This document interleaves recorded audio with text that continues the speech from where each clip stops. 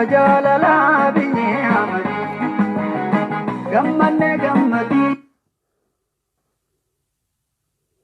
Hayyee welcome. Doktora Jalala Abiyyii Ahmadi Rahelo Gartu Wallagga Beegi Gurbe Hararge Ani Bilisen Dalabale Abdi Asin Jima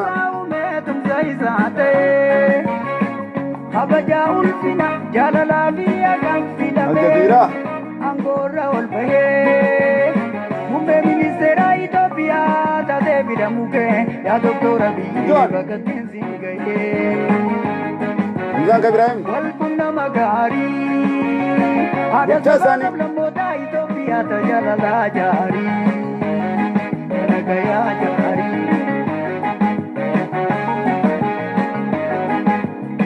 obbootiin kuuta yaasaa ageera hagamatu har'a guyyaan kun kaayisaa obbootiin kuuta yaasaa ageera ruhaa gammadu har'a guyyaan kun kaayisaa dhukkubsataa Nisa Girma Dabbal Anoole lafa seenaa Abdii Daawwee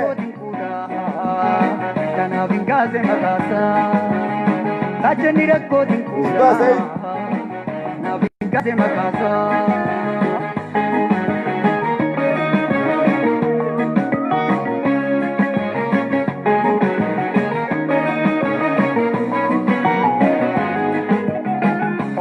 Mama Garsa, what is on the voice of a gun who does Japansa? Okola Mama Garsa, Sena is a Varsa, but who does Japansa? Itidale Tinosine, who got it to Hindais in it. Ajay Baba, welcome. Sabasara in Daisine, Rumala Misa.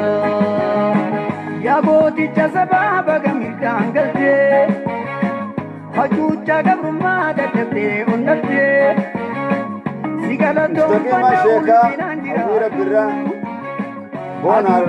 ibsi lammaa biyyaa addunyaaf mul'adhu sabaa sablammoonni hidhagaa namni haqaan mormee wayyaa dutigaa Matayanya dina cumpuno jadina ummata midina abadida mataha.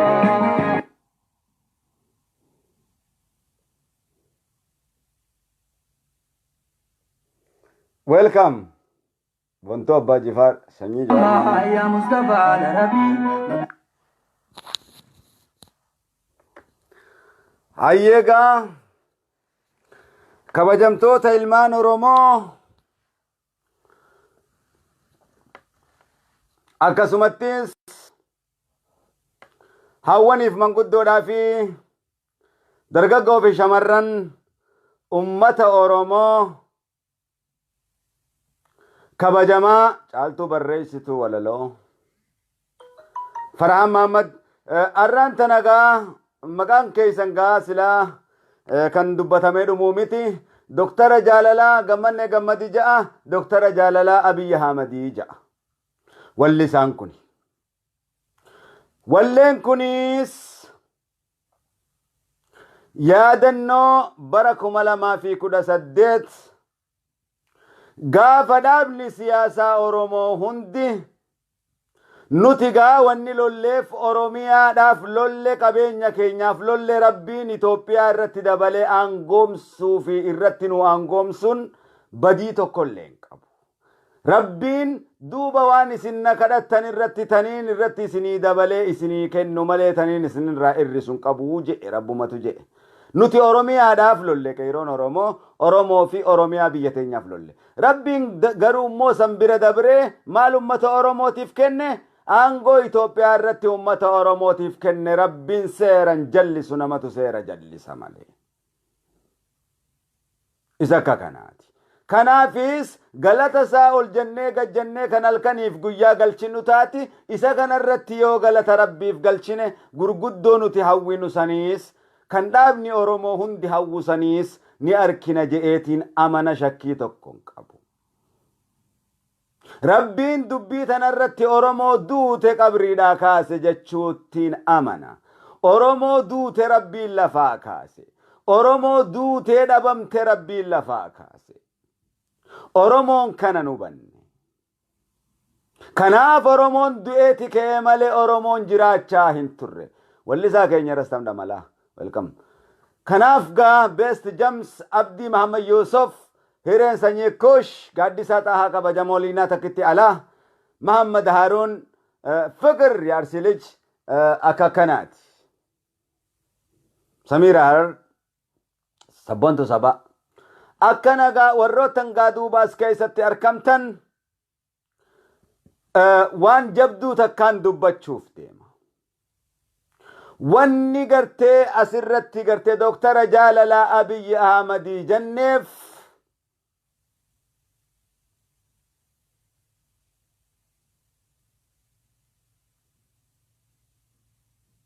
dhuguma ja'amuudha qabaas ni jenna.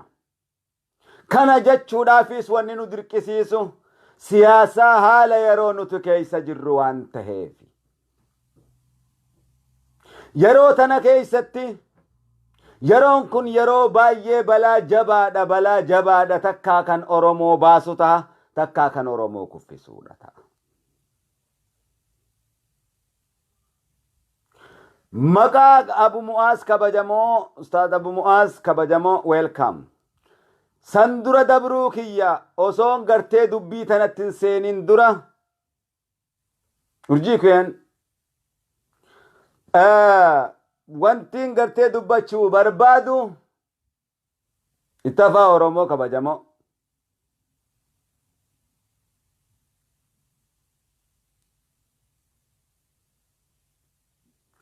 Waan xixiqqishoo jala hin deeminaa Feesbuukii kanaanis dubbii xixiqqishoo jala hin deeminaa isinii dhaameetiin jira. Waan xixiqqishoo takka oowwisuu dhiisaa isiniin jee isinii dhaameetiin jira. Ummata wal jala yaa'uu fi ummata wal dhaggeeffatu ummata ofiis dhaggeeffatu tahaa jechuu isinii dhaameetiin jira. Ana obboleessi keessan Kadiir takkaa waa isinii dhaamuun natti hafteet isin beeytu takkaa isin gorsuudhaafi waan isin gorseesaniis ifiifis itti hojjadhee hojiitti jijjiiru ifiifis waan na gorsitan fudhachuu dhabeen beeku. Dhimma kana kaniin kophaa tiyyatti qabu osoon tahin kan walitti qabnuudha. Dhimmi bilisummaatis dhimmummaa wannummaan Oromoo deemaa kun. Feesbuukii kana gubbaa ergan dhufe ilmaan elemoo qilxuusan goda keessaa barbaadee kabaase tokko ana Kadiiri. Waldee san dhaabuudhaan waldeen summe mee eenyu inni kan halkanii guyyaan Oromoo jee as gubbaa iyyu kun. Mee silaa of dhaaduu barbaanne waa meeqa as gubbaa goone ijoollee 10 ol 20 lakkaawaman ummata ijoollee gartee Hararraa buqqa'anii fi lafa Wallaggaarraa buqqa'aniif mana jimaa Finfinnee keessatti akka isaan hojjetatanii jiraatan nutu baneefi. Hin himne waan Rabbii jecha goone hin himnu. Kana goone jennee hin himnu. Ummata gartee baqate saniif mana meeqa jaarre nuti waldaya kanaan. Eenyu inni ka ummata kanaafiin godhe jee nu dura dhaabbatu. Halkanii guyyaas gubbaa dhaabbatanii lallabanii ummata keenya jaamsuu malee yaagini Alii Khalifa Adam.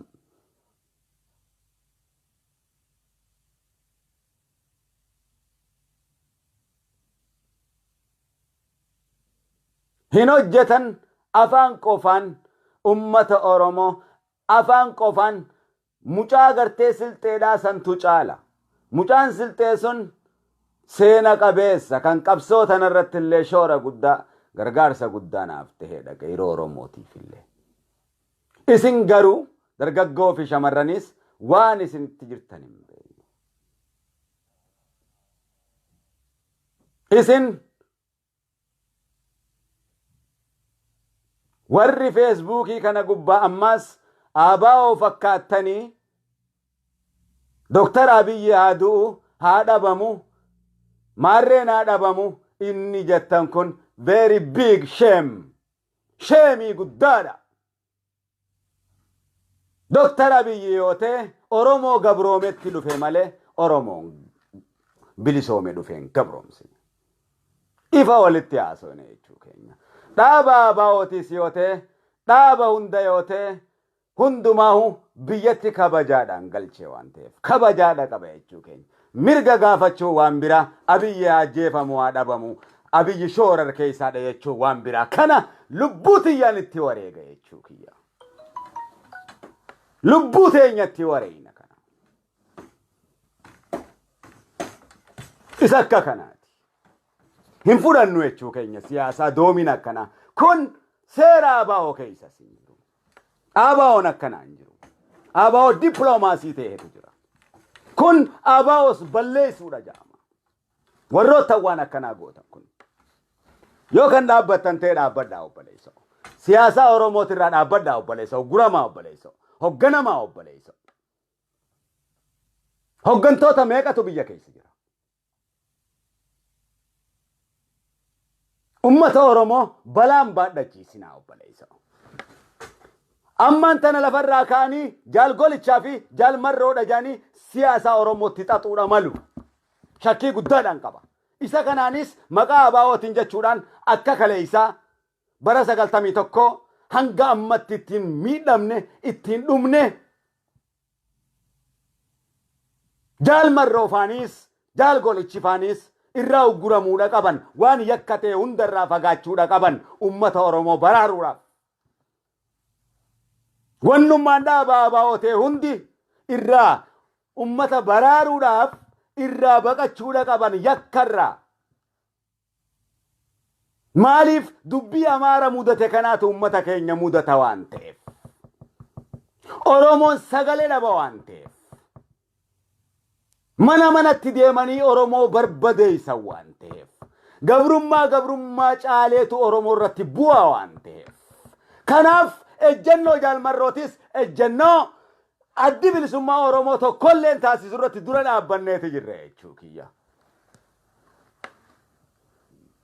Dhaabni adda bilisummaatis hin godhu ni beeka waan ta'eef. Jaal Daawit kana beekanii nuti waraana tokkollee hoggannu hin qabnu waan ummata Oromootti dhufu ni beeku. Itti amananiiti jijjiirama kana maqaa addunyaa duratti ABO'nis amanee daataatu jira hunda keenyatu beeka. Johaaris waan takka jechuu hin danda'u. Laal. Abbaan fedhe Kamaalis waan tokko jechuu hin danda'u. Leencoonis waan tokko jechuu hin danda'u. Daawit Ibsaatis waan tokko jechuu hin danda'u. Ifa kun ummata keenya baadhachiisuu hin barbaannu. Feesbuukii kana gubbaa immoo maqaan dhaabaa kabajamaadha. Dhaaba ABO'tti hirkatanii ummata Oromoo balaa baadhachiisuu jechuun yakkaa oliiti. Ilmaan Oromoo jaarraa 100 guutuu lolatti ajajuunu shanyii Oromoo barbadeessuudha. Ilmaan Oromoo jireenyatti ajajuu danda'uutu nurra jiraata. Dubbiin nama dhugaatii fi ummata qalbii qabuutii fi siyaasaan qalbii qabduu fi siyaasaan lubbuu qabdu taniin si odeessu isii tana.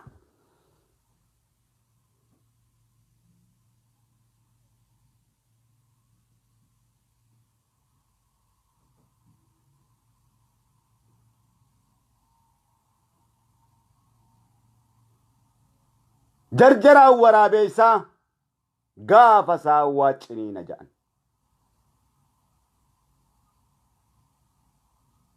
Ammaan tana gartee takkaa pireezidaantii Oromiyaa ajjeesanii kana Geetaachoo Asaffaa hojjechuudha danda'a. Hujii dameeti kaati kun.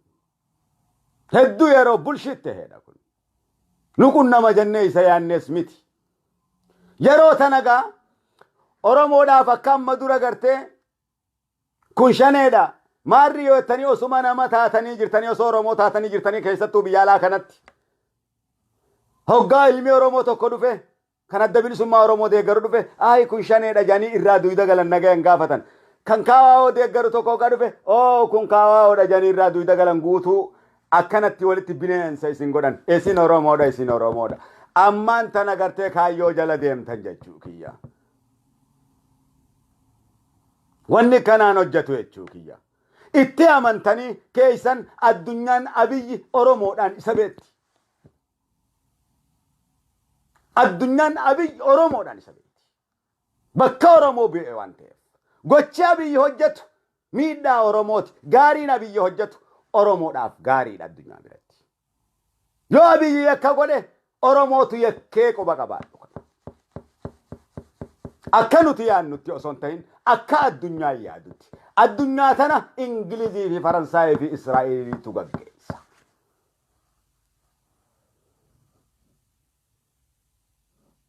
Beekamtii argame kana balleessuudha ta'a. Ifa kun gaa akka nu baasu hojjanna jenna. Ummata Oromoo yoo toofta humna waraanaa iccitiidhaan itti dalagama.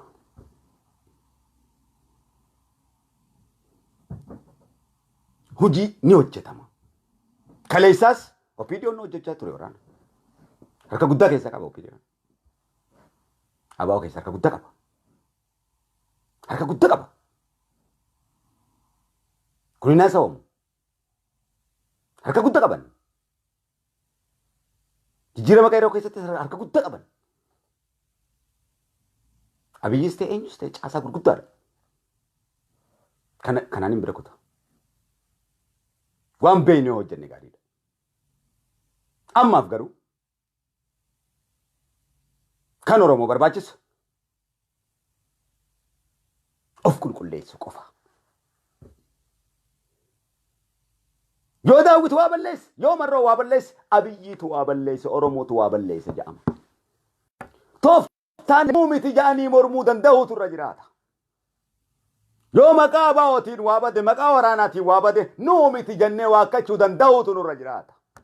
Ofii balleessanii yoo Oromoo irra kaa'an nuumiti jennee waakkachuu danda'uutu nurra jiraata. Maaliif ummata keenyaaf balaa waan ta'eef. Gabrummaa jalatti nu kuffisan waan ta'eef. Nu harkaa fuudhanii Hawwaatitti deebisan waan ta'eef. Akka Amaaratu fuudha waan ta'eef waan kana. Biyya keessa mootummaan hin jiru amman tana. Fonqolchi mootummaadhaa taasifamee jira. Taasifamee jira, raawwatameetis jira. Haa kashafuu malee raawwatameeti jira. Dubbii mootummaa addunyaa torkaa qaba. Akka duraaniiti miti.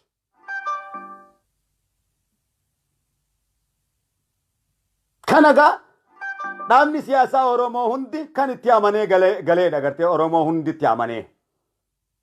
Waan waliin tattaphannuu fi uummata Oromootiin tattaphannuu miti jechuu kiyya.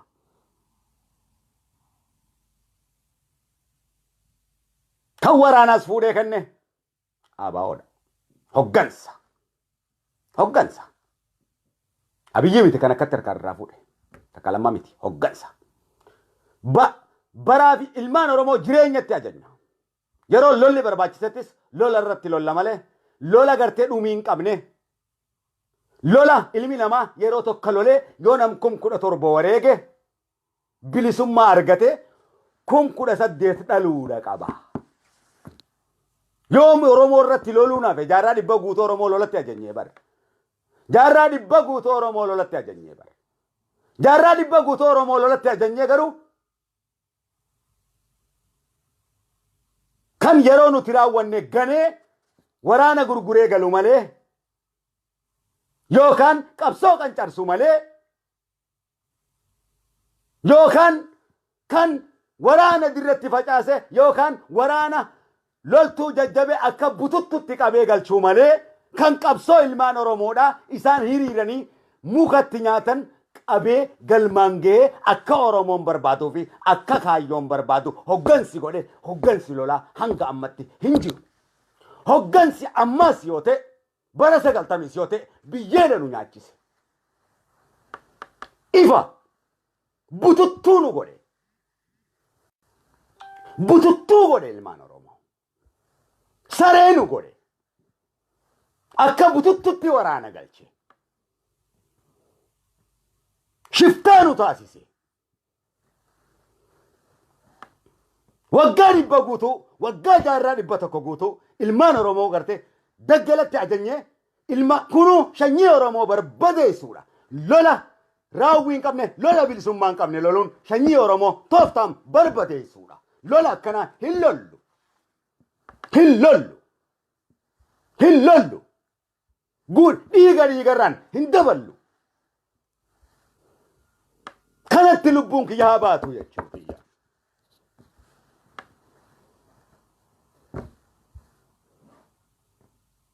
Bu'aa hanga ammatti lolleef argachuu danda'utu irra jiraata.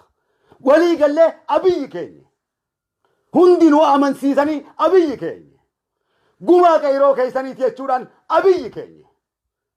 Itti amannee keenya. Lubbuutti wareynee sanyiin itti nu dhumtee Abiyyi keenya. Kutaa Oromiyaa 11 irraa ilmaan Oromoo gubataniiti keenya. Jijjiirama eega jennee itti linne boodaa'uu lubbuu sanyii keenya meeqatu bade kanaa'uu gumaan harkanne. Gumaan keenya Abiyyi jenneeti callifne. Jijjiirama amma dhufe kana jenne. Kanaaf galmaan keenya waan jenneef qabsoodhaan argame jee dhaabni siyaasaa Oromoo hundi waan itti amaneef ammallee taanaan nam tokkollee feesbuukii kanaan waa'ee ABO'tti sirkattee waan tokkollee kanaa soine si gureetiin jira dhaabbadhu.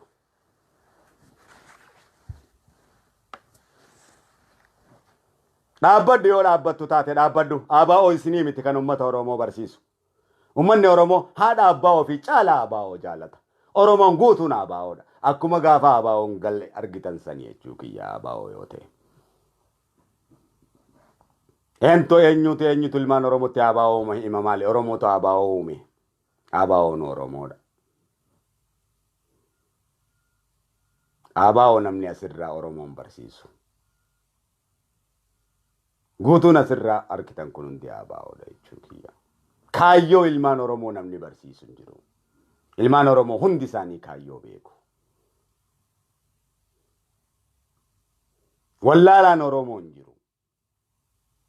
Oromoo akkana taanaa jetteetti himta malee Oromoo wallaalaadha jetteetti haasa'uu hin dandeessu. Xiqqaarraa hanga guddatte Oromoon siyaasaa keessatti guddate. Xiqqaa guddan siyaasaa beeka. Wallaalaan Oromoo hin jiru.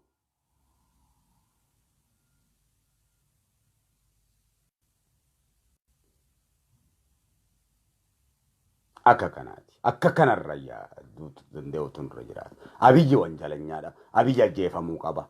Hin jaamu. Hambinuu hin jiru kana. Yoo mataa kan keetti jajjachuu barbaaddachi gubbaa jettee jechuu keenya. Hoggaa komii dhiyeessinu seeraan dhiyeessuun nurra jiraata. Mootummaa hoggaa balaaleffannu seeraan balaaleffachuutu nurra jiraata. Waan itti amannee keenya waan ta'eef. Sabaataan ilmaan Oromootiin hin jiru. Isa kanarraa kan hafe. Hojjedhaa ilmaan Oromootiif. Hojjedhaa achi deemaatii. Ilmaan Oromoo ilmoo qilxuudhaa tokko naa wallaanaa jeetiin dadhabe. Har'a garuu galata Rabbii gammachuun tokko kantu dhaga'amu kan. Ilmaan Usmayyoodhaan wallaanii jeetiin si dadhabe.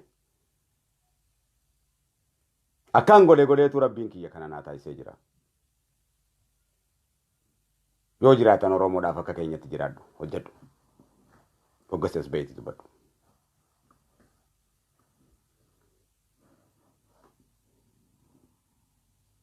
Nuutu akkana godhe hin jenne. Kan hojjetu nuyi katti faarfamu kabiraa. Ka ajandaa siyaasaa baasu nuyi katti faarfamu kabiraati. Ka Oromootti dafqu nuyi ka qabsaa'u nuyi katti faarfamu kabiraati. Okkotee gurra hin qabnetti gurra godhan jechuu keenya. Ilmaan Oromoo qulxuu tokko achi keessaa finnee kan biitii guutuun dagatte eenyu baasa yaadate ilmaan Oromoo qulxuu. Ilmaan goota hangas ga'uu gartee nama Oromoodhaaf gartee dhukaase. Nama Afrikaaf dhukaase eenyu yaadatan akka diiri. Maal goote Oromoodhaaf? Miskiinummaa xiyyatanaaniin tajaajilaa jiraadha jechuudha. Eenyutu uummata gartee 1,500 waa'ee ABO'tiif kana dubbata. Waa'ee kitaaba biraa qaraata. Eenyutu ilma uummata dirreerra faca'e miliyoona 5 eenyu ka Wallagga keessa faca'ee fi dirreerratti meeqa faca'e eenyu inni ka yaadate. Maal yaadattee beektaa si gubbaa iyyuu malee. YouTube'ii kan kee isin YouTube'idhaan gartee maallaqa argattu hojiin keessan kana. Kanaaf gartee waan uummata waliin dha'u hojjettan. YouTubein gartee hoggaa namni faaloo hiika colatti sillaale qabsoo hojjechaa jirtan YouTubeidhaan maallaqti harkachuuf hojjettan. Amma duraas harka lafa jalaatiin OPDO keessa jecha yoo hojjechaati asiin immoo ABO'dha jechaa nuti lallabaa baatan. Nuti immoo kaayyoo sirriitii jennee jala kaayyoodha tiriirra ABO'n isin osoo hin ta'in kaayyoodha. Kaayyoon sun kaayyoodha jiraataadha. Abbaan fedha hogganaan fedha yoo gane kaayyoon jiraataadha. Kaayyoo san ummanni Oromoo waan inni barbaadu waan taateef. Harka lafa jalaatiin OPDO hojii dalagaa baatan. Afaaniin immoo as baatanii uummatatti OPDO tan guutuun kan ka'e. Sin beeku si fakkaate. Gugguramii gattaa'i. Sin dhaamsa yoo gattaa'uu baattee narraa gatte.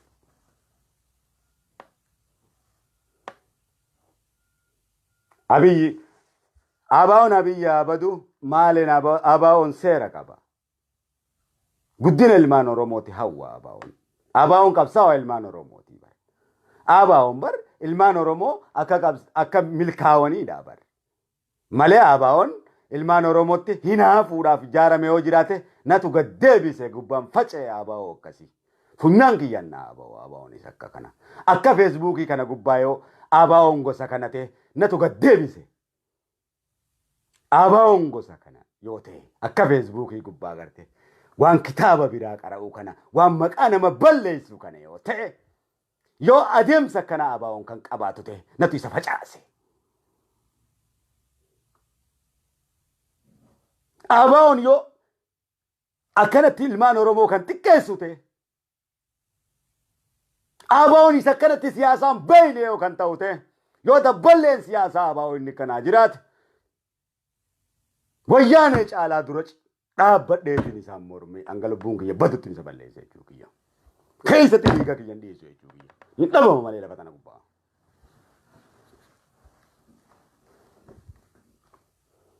Abadan. ABO'n kan ilmaan Oromoo kabaju kan seeraan dubbatu kan mirga uummata Oromoo dubbatu malee ABO gartee zibaazin keen beeku. Tirki mirkii ABO'n beeku. Goota ABO ta'uuttiin isa beekan. Tirki mirkii ABO'n beekan. ABO seera qabeessaa fi waa ilmaan Oromoo hoggaa dubbatu imimmaan dhangalaasuun beekan. ABO akkatti dubbatu beekuun beekan. ABO onnee qabuun beekan. ABO uummata dammeessuun beekan. ABO ilmaan Oromootiif yaaduun beekan. Malee ABO waa hunda qara'ee olii gad laaqu ABO amantiidhaan ilmaan Oromoo facaasu dabballee akkanaatis arkeen beeku. Dhageetis hin beeku. Arkuufis hin fedhu. Hin fedhu. Hin fedhu. Hin feenus. Hunda kan keetitti hin hime jechuu kiyya. Ifa. Ilmaan Oromoottis kanan gorsine jechuu kiyya. ABO jaalala facaasu beena. Bakka ABO'n taa'e shittootu urgaawaa ture. Dabballeen ABO'dhaa ija keessa ilaaluu hin dandeessu mimmaan dhangalaaftaa yeroo isaan haasawaa waa'ee Oromoodhaa sitti. Kan hin beekne hin jiru jechuu kiyya. Haasawaa dabballee ABO'dhaa namni dhaggeeffateen quufu. Gootawwan kaleessa dabre. Waliin sossobnu jechuu kiyya. Walitti hin taphannu jechuu kiyya. Anumaa maqaa xureessite jechuu kiyyas gubbaa dhaabbatte. Abiyyi haa badu. Yeroo tana keessatti kamitti namni jaa. Abiyyi badeef Oromoon hin bilisoomu barbaadu. Dhiigaan keenya barbaadu. Itti duunee keenya barbaadu. Abiyyi mitinni keenya dilli isin hunda gartee bakka takka isin keenya barbaadu. Oromoon barbaadu bakka takka isin kaa'e barbaadu. Kitaaba isin qaraatan kanaa barbaadu. Sabaatan boo isin. Taphattanii isa boo isin. Sabaataan hin jiru barbaadu. Hai. Waa meeqa ta'e Oromoon achi isin kaa'e hunda kan kee biyyatti si galchee jechuu kiyya sitti wareegame. Hai. Akka galteetti seeraan teessa. Kana keessatti nam tokkolleen waraanni tokkolleen yoo Oromoo balleessuuf ta'e malee hanga hayyama addunyaa biraan harkatinitti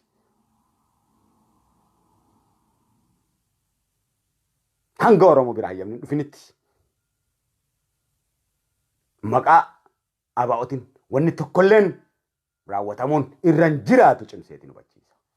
Maqaa gayrootiin wanni tokkolleen raawwatamu irran jiraatu.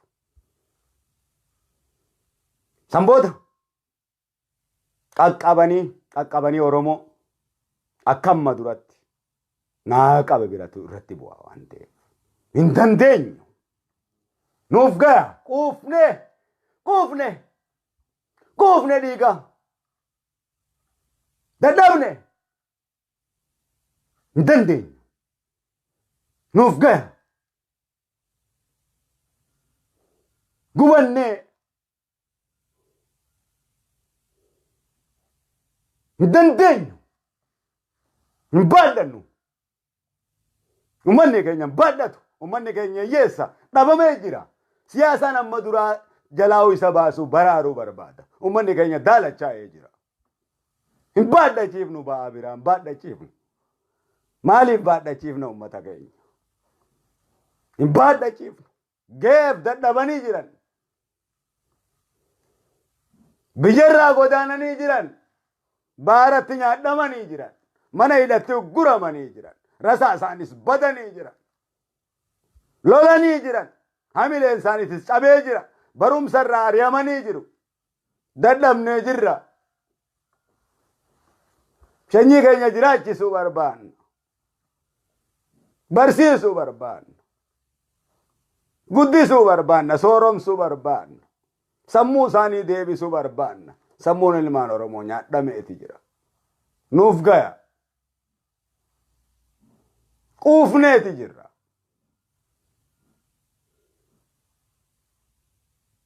Dadhabneeti jirra. Humna teenyaa oli.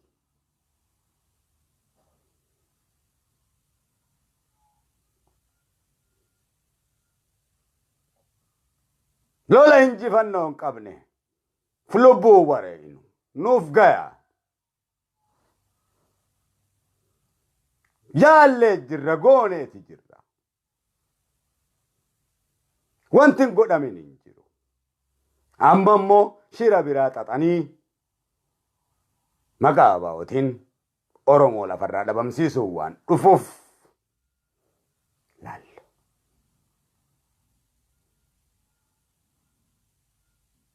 Shira xaxanii Oromoo lafaan dha'uun waan dhufuuf yaanuun hiriyaatiyya kabajamtaanuun welcome. Ibsituu walliftu Oromoo welcome. Hundi keessan welcome ilmaan Oromoo. Shira biraa xaxanii ofiif nama ajjeesanii bulchiinsa gartee odeeffaa keessa ajjeesanii hoggantootuma magaalaan kana hunda biyyee nyaachisuudhaaf deemtu. San booda Oromoo ammas gadhaawanii OPDO hojii gubbarratti bahanii balleessu. Humna murna tokko jaarratanii mootummaatu haaraatti ijaaramutti jira. Mootummaan Itoophiyaa fonqoleeti jira. Haaraatti ijaaramutti jira. Addunyaatu ijaaramutti jira. Akkuma argitan kana. Fonqolcha guddaatu taasifame. Akka fonqolee jaanis ittiin himan. Malee dubbii badatu dalagani. Oromoonis diilee takkan taane 91 sababa abaa'otiin hanga ammatti raawwannee hojjennee qeeroo keenya harka qullaa moone. Nuufis abaa'oofis ba'aa guddaa ture. Waan kana hoggaa hojjennu akka malee nu dhukkube. Mataan keenyalleen akka maleetti ta'e. Sareetti taane. Barataa meeqas saree ta'e. Yaadachuullee hin fedhu dukkana sana. Mataan kiyya kun waan na deemuuf dukkana san yaadachuullee hin fedhu. Dukkana qabsoo sana. Waan kanatti taa'ame fedhu. Yoo yaadadhe dhiira meeqa yaadadha waan ta'eef. Nin gubadha onneeti jetan hunda gara nagalaa. Kanaaf bara meeqa ilmaan kan keessa gubbaa jiraachifachaa biyya alaa teessee nu gubbatti hin xibaarin. Nuti ilmaan daddalleen guddifanne dirreerra gannee biraayan ilmaan keenya gara jedhamu. Ofii lubbuu teenyaa quban qabnu lubbuun teenyaa nu deemte sammuun keenyaa nu deeme. Jiruu ilmoo namaa hin jiran as gubbaa teessee kitaaba biraa namatti qaqqaraatitu. Waan beenne. Baa Oromoon baadhachiifnu amma. dubbii akka amaaraa irratti dhufee kan nurrattis dalaguudha malu. Jaalmarra ofaanis tokkolleen maqaa abaa'ooti wannummaan deema. Abiyyi kana maaltu kana isatu kana callisiitii qofa jijjiirame eegette viivaa Oromoo jai. Amma dhaaba dhiisii Oromoo jai. Oromoo jai, Oromoo jai. Dhaabummaa keetiin Oromoo yoon jenne biyyee nyaadhu rabbi biyyee siyaa nyaachisu hunda kee. Dhaabuma kan keessan nutti dhaadaa ooltan halkanii guyyaa. Waan isin walumaa gala nutti dhaadaa ooltan asii halkanii guyyaa.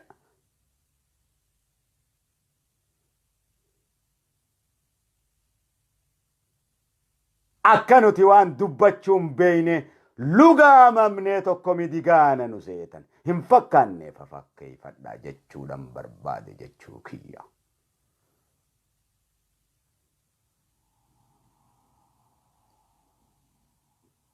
Abiyyi haa dhabamu, Abiyyi haa badu, Jawaar haa badu, Daawit Ibsaa haa badu, Leencoo Lataa haa badu. Kun Oromoo nyaachuudha barboo hoggaa Oromoon firii godhate gartee firii Oromoo balleessu jechuu barboo kun haasidummaa hanganan ja'amne tan akka ilmaan Yahudaa akka gartee ilmaan Nabi Yaaquubi. Hin fudhannu jechuu keenya. Sababa jaalmarrootiinis rakkoo dhufu fudhannu. Hin fudhannu inninis hin godhu jechuu keenya. Jaal golichinis waan tokkoon godhu jechuu keenya. Sababa isaaniitiin Oromoo ba'aa badhachiisuu dandeenya jechuu keenya. Waan baay'eetu bada jechuu keenya. Dameen tikaa wayyaanee sabaaxaa isinitti fakkaata nu gaafadhu kana. Ummata ajaa'ibaati. Ummata jinnii dhalaalla. Alkanuma kanatti waan ajaa'ibaa asirratti hojjetanii bulan. Ummata siyaasaa dhugeedha. Akka keenyaa kanatti gartee olii gadii fi mallasaa du'u maarreenaa du'u jedhanii as gubbaa gartee ummata waliin nyaatu miti. Tarsiimoo fi citiin siyaasaa isaanii guddaadha. Jaarmeen isaanii gadi dhaabbataadha.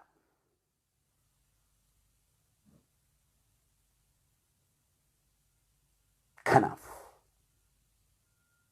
Abiyyi haa badu ABO'n gosa kana yoo ta'e doqna akkanaa kana yoo ta'e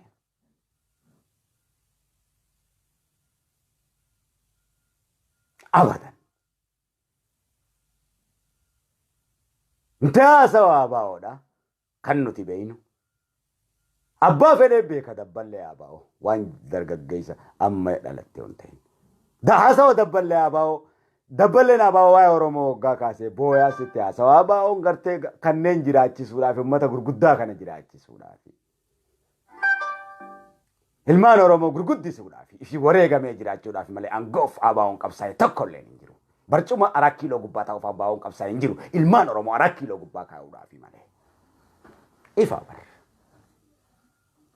Ilmaan Oromoo 4 kiiloo galchuudhaaf barcuma gubbaa ta'uuf malee ABO'n ifi gangalate ABO akkasiitiin beekan. Ka ilmaan Oromoo gaasa'u imimmaan isaa akkanatti gallakkisan beeyna nuti ABO. Isaan sun akkana dhiifaa turan. Akka lammoo bilxoofaa turan. Jarrabaa gadaa turan. Laggasa hojiifaa turan. Baarootumsaa turan.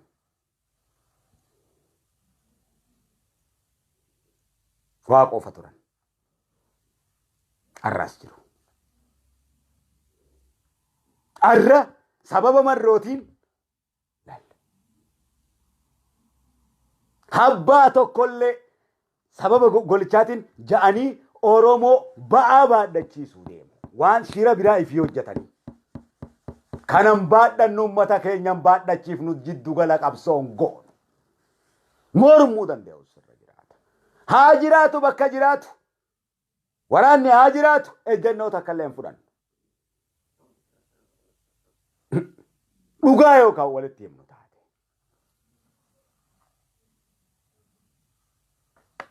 Siyaasa jechuun isa kana. Hoggantoonni biyya keessa jiru isaan san hunda duguuganii fixu. Daawwit hunda ni dhabamsiisan. Waa'uma gale kana hunda Jawaar kana hunda nyaatanii dhabamsiisan dubbii kanaan sababa kaafatanii Amaara guutuu akka dhabamsiisaa jiran kanatti. Isinii hime kuno. oon tooftaa fi abshaalummaadhaan ka deemtu taate bifa sanitti deemta. Marroon ati kanuma godha jechuudha. Waan hin anjuu kanan ala hin jiru. Golichi kanan ala hin jiru. Oromoon bakka jirtu sappoortu godhi waan itti galte Abiyyi sappoortu godhi. Warroottan ammaas Jarmanitti hiriira baatan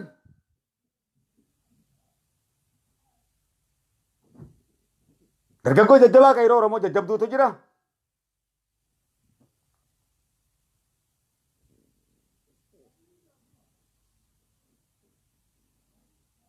Dargaggoon kun suuraa namticha gartee Amaaraa ka du'e pirezidaanticha isaan ajjeesan jara jernaalota kufan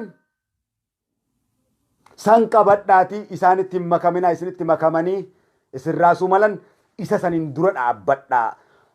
As gubbatte ammas abaa'oo maal jettee shane maarri yoo jettee waliin filinii Oromoo ta'iiti gadi dhaabbadhu ati Oromoodha.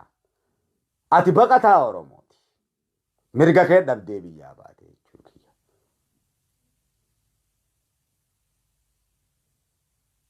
Ifi wal jaaladhu wajjin jiraadhu jechuu kiyya waa'ee dhaabatti wal nyaachaa ooluu dhiisi. Ichi jaamaan ta'ini haaki. Qabadhaatii achitti bayi dura dhaabbadhaatii ummata keessanirraa isaan harkaan yakka isin naquudha malu. Jecha isin hin jaane akka isaanii hojii wal loltan isin godhuudha malu. Akka isin harkaan dhooytan godhuudha malu. Isin harka tokko akka laanne Jarman keessatti. Ibsaa dhagaye. Ibsaa dhagaye. Keessa ofiiti ijoollee bifa sanitti gaggeessaa. Taajootis dhagaye. Walisaa keessa jiraatu keessa jirta. Akka kanaati. Nam tokko harkatti hin laatinaa ummata sanitti. Maaliif achi keessaa isin darbisiisuu malan. Ibidda beekaa kaasanii isintu godhe isiniin jechuu malan. Hiriira keessan isinitti makamanii ammas alaabaa isaanii isinirra baasuu danda'u malan. Tooftaa isinitti hojjetan isaanis qophaa'oodha akka nuti qophoofnu kanatti. Isin hiriira kophaa keessanii gamasitti deemaa. Jernaalota isaan balleessan qabadhaa. Kan Amaaraa kan isaan balleessan san qabadhaa. Shororkeessitoota taa'oo isaaniidha lallabaa. Isin hoggaa dhaabbatan Oromoo tahaa dhaabbadhaa. Yeroo dhaabbatan Amaara jettanii hin arrabsinaa shanii isaanii. Sirna isaanii arrabsaa. Biyyaaf sabaaf sablammiif akka isaan hin tolle ibsa.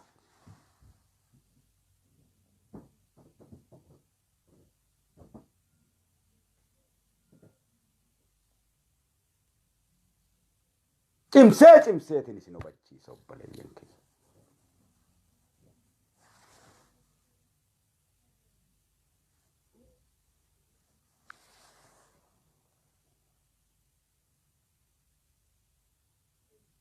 Dubbiin amma biyya keessatti illee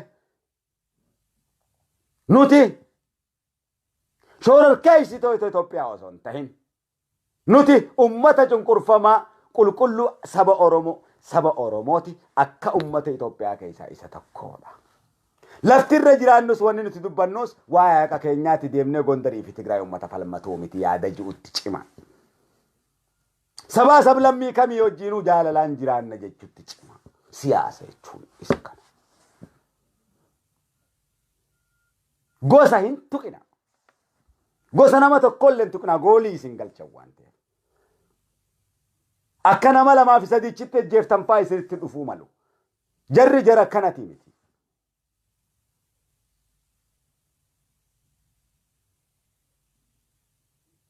Proogiraamni ammas isaan arra gaggeessanii miti proogiraamni kun. Proogiraamni kun osoo biyya keessatti gartee fonqolcha mootummaan gaggeessin Jarmanitti hiriira bahuunis diisitti hiriira bahuunis bakkayyutti hiriira bahuun isa qophaa'omee hojjetameedha durumaan. Sagantaa sanii wajjin isa kaayameedha. Nuutu har'a qophaa'utti jira malee. Sagantaan akkitti qophaa'u bifaan amma isinii himu kana iccitiin itti cabuun. Isin hiriira isaanitti isin makamina, isinitti isin makamin daandii tokkoon deema. Yoo isinitti harka laatanis isaan goolii galchaa malee isin hin rukutina. Biyya san keessatti isin darbuu danda'u waan ta'eef. Cimseetiin isin hubachiisa Jarman. fi bakkayyuu bakka jirtan keessatti. Nuti shoorar keessaadha gosa ammaas isin nama ta'u huumaan biin nuti nama. Laal haasawa. Nuti Oromoodha Amaarri kana ta'uu qaba. No siyaasaan akkanaa Oromoon baasu. Nuti nama. Addunyaan nama ta'uu keetirraa dhimma qabdi. Faranjiin nama ta'uu keetirraa malee dhimma gosaas hin qabdu. Nuti nama. Laal. Nuti nama. Waadaa waliif galle. Harkaa 45 Abiyyii filan. Amaarrinis hoggaa Abiyyii filamu. Oromoonis harkaa 45 filan. Ni ganan.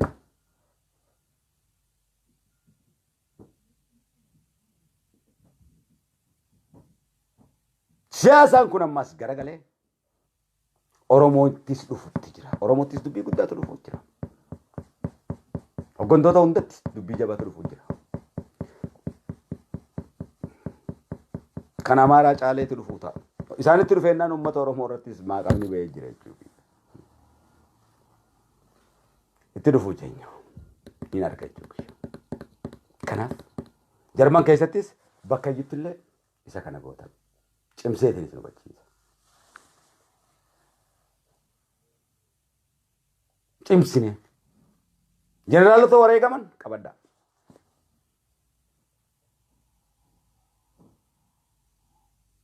Isan gosaan hin arrabsinaa. Nuti nama. Itoophiyaa waan jaangu kana harkaa fuudha. Itoophiyaadhaaf akka isaan waa takkan goone shororkeessitoota Itoophiyaa akka ta'an himaaf. Itoophiyaan keenya. Itoophiyaan teenya. Itoophiyaan tan Oromooti. Abisiiniyaan kan Oromooti biti.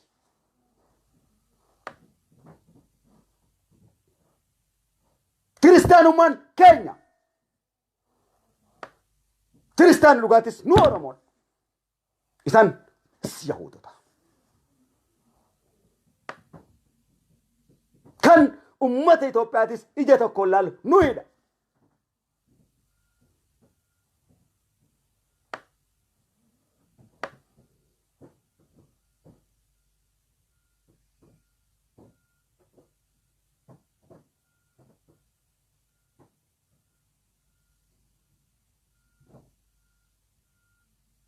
Itoophiyaa waan jaamu qabaddu harkaa fuudhi.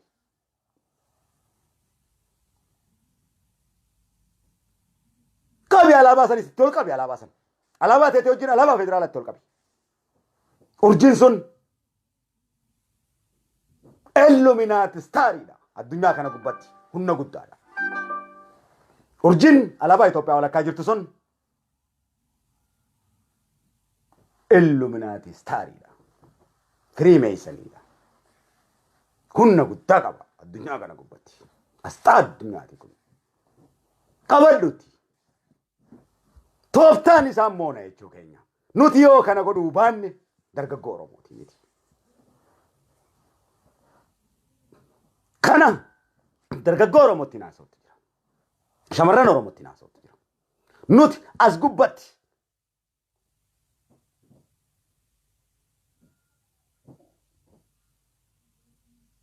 isa kanatti.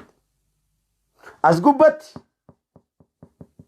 hamma isaan daayine siyaasaadhaan alanfannee isaan keenya tulolaanii siyaasaan sammuun haarifummaadhaan abshaalummaadhaan goolii tokkollee hin seeniniif isaan galchina malee.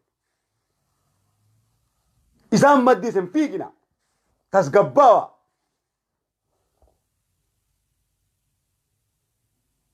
Abdii abbaa jabalfanni jiran abdoo abbaa jabalfanni jiran dippiloomaasii warra isin irraa dubbatuutu jira jechuudha.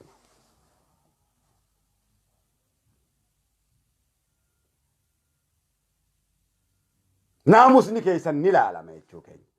Sababa saniitis kabajaa gurguddoo biyya san keessatti Oromoon ni argata Jarman keessatti. Shakkiin qabaate.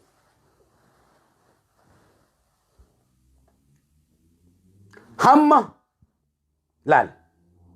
Hamma guddaa argannutti guddaa barbaannu argannutti xiqqaa hojjennee kana arganne kanaanis fayyadamuu danda'uutu nurra jiraata. Laal.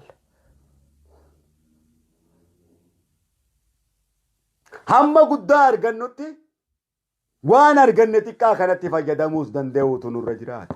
Yoo kanaaf galata galchine guddaa arganna waan ta'eef. Eenyumaafuu siyaasaa dhokotaan ta'iniif bahaadha kun. Yeroon kun gaa yeroo Oromoo itti kufuun je dubbii Oromoo laalchisuudha yeroon dhaabaatii miti amma dubbiin sun dhaabbattee dubbiin gara sabaa seentee jirti. Fincila sanboota. Waan amma deemaa jiru kana keessatti. Siyaasaa Oromoo bareechee jira biyyi. Hin bareechine ka jiru fides. Addunyaan ABO'dhaan Oromoon isa beeyti Abiyyi. Waan Abiyyi balleessuuf Oromoo gaafatamaadha. Abiyyi kana godhe jechuun Oromootu kana godhe jechuudha. Waan warra gartee amma ofiifamarra ajjeese kana isarratti deebisuu barbaadu.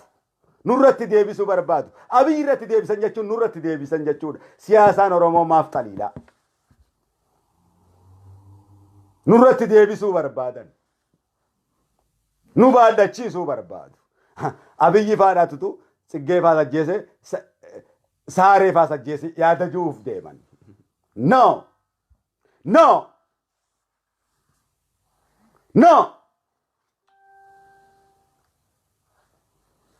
Miti Oromoon. Shoor keessin Oromoon.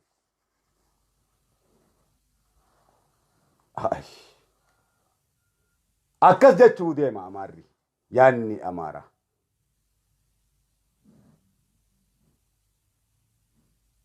Ifan isin yaase.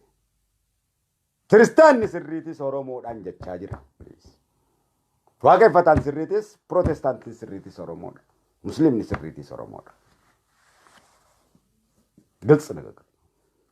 Kanaaf warri Jarman akka malee akkas ta'a biyya hunda keessatti akkasi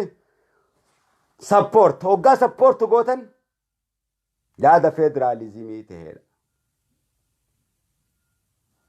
Kan gaggeessan jechuudha. Akka eegaltanitti galmaan gaya. Akka eegalletti galmaan gaya. As keessatti ammaan tana yeroo Rabbi kadhannee dabarruudha. Malee Abiyyi tichi gubbaa jira akka duraanitti inni jennu sun dubbii waan biraa dhufee jira. Fonqolcha san booda waan biraatu dhufee jira. Waan sabaataatii miti obboleessa. Amma nam tokkollee naangoo gubbaa hin jiru. Nam tokkollee naangoo gubbaa hin jiru. Stop taatee jirti biti. Nam tokkollee naangoo gubbaa hin jiru. Oromoon isaangoo gubbaa hin jiru. Nam tokkollee naangoo gubbaa hin jiru biyya gubbaa. Cal jaamee jira kalaas. Dubbiin jabaadha obboleessa. Ammaan tana Oromoo. Waan tokko hin jiru obboleessa. Amma akka duraanitti Oromoo gubbaa nuu jira, Asaabaawwan nuu jira, achi maaltu nuu jira, Jawaan nuu jira kun. Hin jiru. Dhaabbatee jira. Taasifamee jira, fonqolcha taasifame. Taasifamee jira fonqolchi.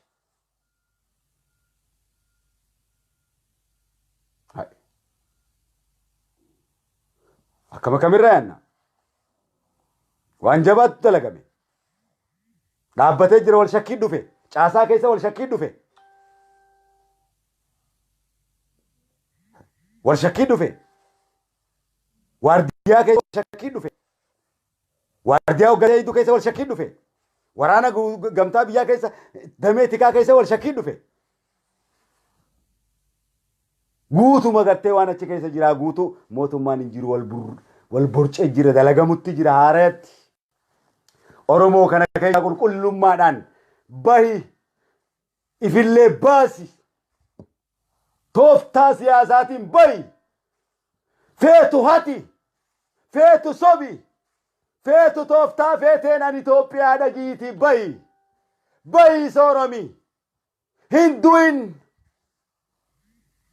Tooftaatti dalagi. Ambiluu siin tooftaa daleeydii misi fakkaattee siin daleeydii isaan fakkaadhuu dalagi. Amaara fakkaadhuu Tigree fakkaadhuu dalagi siyaasaa Oromoo.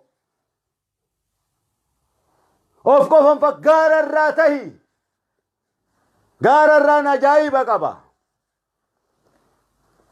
Jabaadhu Oromoo. itti dalagi ani qulqulluudha jedhe akka kanaati siyaasa taphachuu beeki sossobuu beeki hatuu beeki kijibuu beeki kijiba dhugaa fakkaatu barabbaruu beeki akkasiin siyaasaadha isa akka kanaati siyaasa akka nabiin harkattu hin jirtu siyaasaan akka nabii siyaasaan ta haraamii jira siyaasa haraam sirritti taphachuu barigaa kalaas siyaasaan akka nabii qulqulluun sun hin jirtu isiin ta halaaluu tooftaa feeti fakkaachuu feeti tooftaadhaan akkasitti haa taphannuu kaa Facebookuma kanarraa biyyaa baduu kun akkanaa miti noo kanaaf waan tokkollee Oromoon shoororkeesse yoo shoororkeessota agarte baase malee Abiyyi shoororkeessa waan godhe hin qabu shoororkeessota inni galchees hin qabu miskiintichi rabbii Amerikaa keessattis alaabaa Oromoo ol dhaabnee Jarman keessattis alaabaa Oromoo ol dhaabnee dhaaba siyaasaa Oromoo hundaatitu nu abdadhaa jedhee waliin tokko ta'ee jijjiirama jedhee nu amansiise Kadiir kan ofirraa fide haasee tokkollee qabu. Ibsa qeeroo bilisummaa Oromoo duras abbaan fedhe dhaabbachuu hin danda'u jechuudha. Kanaaf gammannee gammadii Dr. Jaalala Abiyyi Ahmadii jennee jechuudha. Dr. Jaalala Abiyyii Ahmadii gammannee gammadii Dr. Jaalala Abiyyii Ahmadii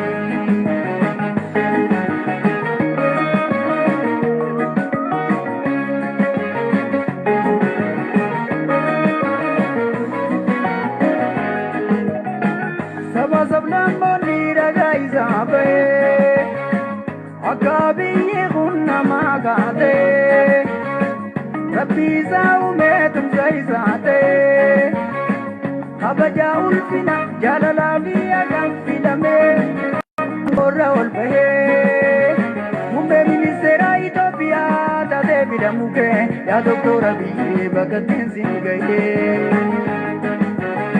Walpunna magari Ada sabah sablammoota Itoophiya tajalala jari Gaya jari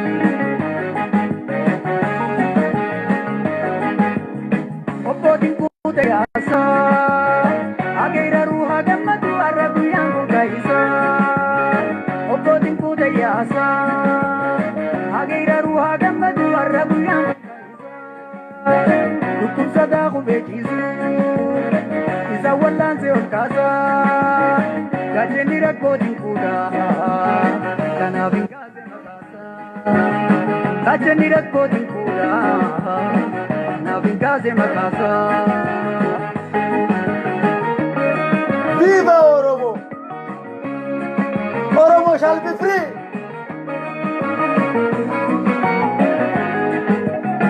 Obbo Lammaa Magarsaa Wajja isaan nu boonsisaa baganuu dadhabbansaa Obbo Lammaa Magarsaa Seenaa isa barsaa baganuu dadhabbansaa Bilisummaan kan uummata Oromooti! Itti dhaaleetti nobsine Dhugaa jirtu hin dhoysine Uummanni Oromoo qulqulluudha! Saba sarraa hin deeysine Gabrummaa Uummanni Oromoo kan waa rabbiiti! Yaa booticha saba Freedom Oromoo!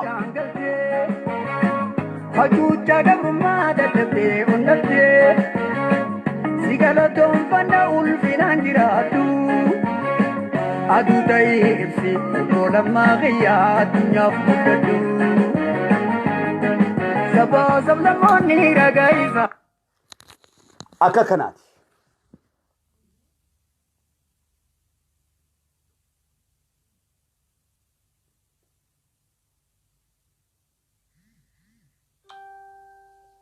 Akka kanaati.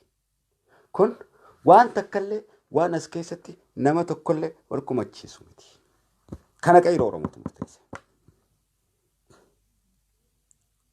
Xurii qeensa kanatti Ankadir xurii qeensa kana seenatiyya kafeede waan laal tuquuse